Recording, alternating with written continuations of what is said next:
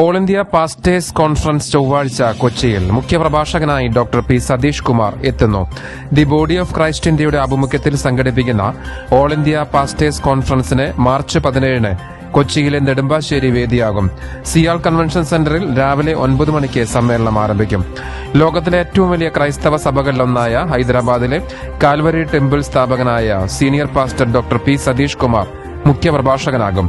ഇന്ത്യയിലെ വിവിധ സംസ്ഥാനങ്ങളിൽ നിന്നുള്ള സഭാ ശുശ്രൂഷകരുടെ കൂട്ടായ്മ, ആരാധന, ആത്മീയ വളർച്ച എന്നിവ ലക്ഷ്യമിട്ടാണ് ഏകദിന സംഗമം സംഘടിപ്പിക്കുന്നത്. 2000-ഓളം പാസ്റ്റർമാർ പങ്കെടുക്കും. രാജ്യത്തെ സുവിശേഷവേല നേരിടുന്ന വെല്ലുവിളികൾക്കിടയിലും സഭകൾ തമ്മിലുള്ള ഐക്യവും ആത്മീയ ശാക്തീകരണവും ഉറപ്പുവരുത്തുവാൻ ഇതിലൂടെ സാധിക്കുമെന്നാണ് സംഘാടകരുടെ പ്രതീക്ഷ.